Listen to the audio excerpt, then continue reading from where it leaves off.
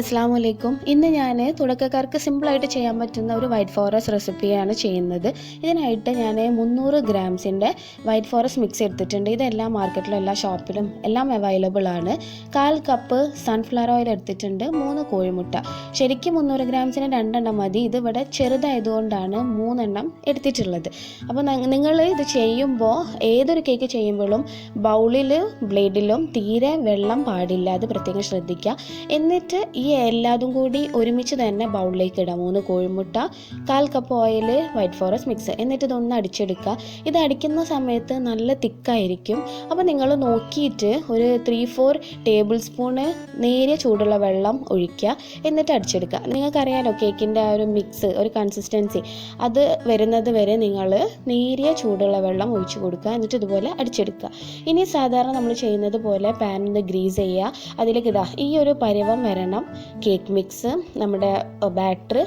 എന്നിട്ട് നിങ്ങൾ ഒരു സ്ക്യൂർ വെച്ചിട്ടൊന്ന് വരച്ചു കൊടുക്കുക, അല്ലെങ്കിൽ ടാപ്പ് ചെയ്ത് കൊടുക്കുക. എന്നിട്ട് 35 മിനിറ്റ്സ് നിങ്ങളിതിനെ ബേക്ക് ചെയ്യാൻ വെക്കുക. അത് ഓരോ പാനിനും ഓരോ സ്റ്റവിനൊക്കെ അനുസരിച്ചിരിക്കും. അത് നിങ്ങൾ നോക്കിയിട്ട് ചെയ്യുക. എന്നിട്ട് നല്ല സ്മെല്ല് വരും. ആ സമയത്ത് നിങ്ങൾക്ക് ഉറപ്പിക്കാതായി എന്ന് സ്ക്യൂർ വെച്ച് കുത്തി നോക്കുക. ക്ലീൻ ആയിട്ട് വന്നാൽ നമ്മുടെ കേക്ക് ബേക്കായി.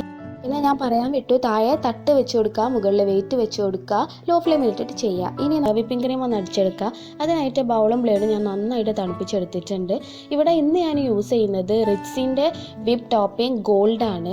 നമ്മൾ വൈറ്റ് ഫോറസ്റ്റ്, ബ്ലാക്ക് ഫോറസ്റ്റ് ഒക്കെ ചെയ്യുന്ന സമയത്ത് ഈ റിറ്റ്സിൻ്റെ ബ്രാൻഡ് എടുക്കുന്നതായിരിക്കും നന്നാവുക. കുറച്ച് വാനില എസൻസ് ഒഴിച്ചിട്ട് അതൊന്ന് ബീറ്റ് ചെയ്തെടുക്കുക. ഞാനിവിടെ ഷുഗർ ഒന്നും ആഡ് ചെയ്യുന്നില്ല, കാരണം നമ്മൾ വൈറ്റ് ഫോറസ്റ്റിൽ വൈറ്റ് ചോക്ലേറ്റ് ആഡ് ചെയ്യുന്നുണ്ട്, പിന്നെ ചെറിയ സിറപ്പൊക്കെ യൂസ് ചെയ്യുന്നുണ്ട്.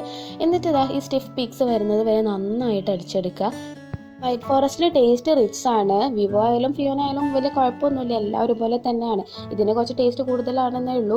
ഇത് കേക്ക് നല്ല പ്ലെയിൻ ആയി വന്നിട്ടുണ്ട്. അത് ഞാൻ തിരിച്ചിട്ട് കൊടുത്തിട്ട് നല്ലോണം ഒന്ന് പ്രസ് ചെയ്ത് കൊടുത്തു. കുറച്ച് സമയം അങ്ങനെ തന്നെ വെച്ച് കൊടുത്തു.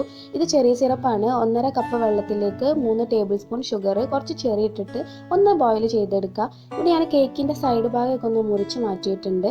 ഇനി ഇത് 3 പീസായിട്ട് നമുക്ക് കട്ട് ചെയ്തിട്ട് ഐസിങ് ചെയ്യാം. അതിനായിട്ട് ഞാൻ ഫസ്റ്റ് പീസ് വെച്ച് കൊടുത്തു. എന്നിട്ട് അതിന് മുകളിലേക്ക് ചെറിയ സിറപ്പ് ഒഴിച്ചു കൊടുത്തു. എന്നിട്ട് ക്രീം വെച്ച് കൊടുക്കുക. ക്രീം നന്നായിട്ട് സ്പ്രെഡ് ചെയ്ത് കൊടുക്കുക. അതിന് മുകളിൽ നിങ്ങൾക്ക് വേണമെങ്കിൽ വൈറ്റ് ചോക്ലേറ്റ്, ചെറിയൊക്കെ ഗ്രേറ്റ് ചെയ്തിടാം. അത് നമ്മുടെ ഇഷ്ടം പോലെ ചെയ്യുക. ഇവിടെ ഞാനിത് സിമ്പിളായിട്ട് ചെയ്തെടുത്തിട്ടുണ്ട്. ലെയറിങ് ചെയ്തു, ഐസിങ് ചെയ്തു. എന്നിട്ട് അതിന് മുകളിൽ വൈറ്റ് ചോക്ലേറ്റ് ഗ്രേറ്റ് ചെയ്തിട്ട് കൊടുത്തു. റോസിൻ്റെ ചെറിയ നോസിൽ വെച്ച് റോസ് വരച്ച് കൊടുക്കുക, ചെറി വെച്ച് കൊടുക്കുക. ഇതെല്ലാവർക്കും അറിയുന്ന കാര്യമാണ്, പക്ഷേ തുടക്കക്കാർക്ക് വേണ്ടിയിട്ടാണ് ഞാൻ ഈ മിക്സ് വെച്ച് ചെയ്തത്. പുതിയൊരു റെസിപ്പിയുമായിട്ട് വീണ്ടും കാണാം. അൻറ്റിൽ ടേക്ക് കെയർ. Thank you.